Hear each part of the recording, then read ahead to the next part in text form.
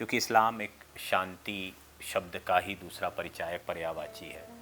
शांति पसंद मुसलमानों के लिए क्या चुनौतियां हैं? उनके लिए तो चुनौती ही चुनौती है, क्योंकि जहाँ अनर्थ हो रहा हो, जहाँ समाज में खराबियाँ पैदा हो रही हों, तो वहाँ उसकी बड़ी जिम्मेदारी है। क्योंकि मुसलमान का मायना तो उसको अच्छा ईमान वाला आदमी, उसके लिए तो चुनौतियाँ हैं। लेकिन उसको ये चाहिए कि एक अच्छे समाज में, सभ्य समाज में हमें सबको मिलकर रहना है।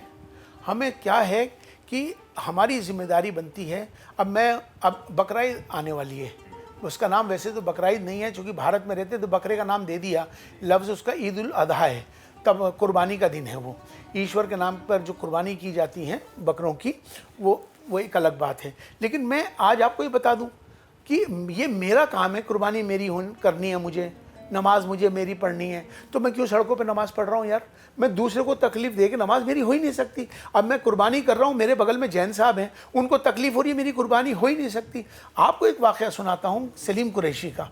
ग्रेटर क्लास में रहते हैं सलीम कुरैशी के बगल में रहते हैं जैन साहब। तो जैसे ही मुझे पता चला, 3 साल पहले की बात है, कि सलीम जैन साहब जैसे ही बकरीद आती है, ईद उल अधा आती है, कुर्बानी का दिन, उससे 1 हफ्ते पहले जैन साहब अपना घर छोड़ के, कोठी छोड़ के अपने गांव या कहीं चले जाते हैं और 15 दिन के बाद आते हैं।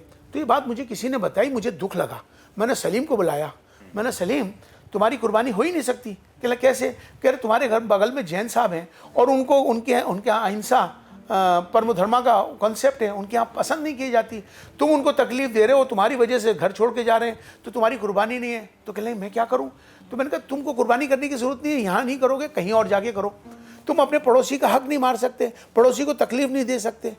तो हमारे यहाँ पड़ोसी का हक बहुत बड़ा हक है, हमारे यहाँ रहम करने का हक बहुत बड़ा रहम, हम करुणा का, रहम का, माफ़ करने का वैसे सभी धर्मों में है, लेकिन हमारे यहाँ भी इस पर पूरा ध्यान है।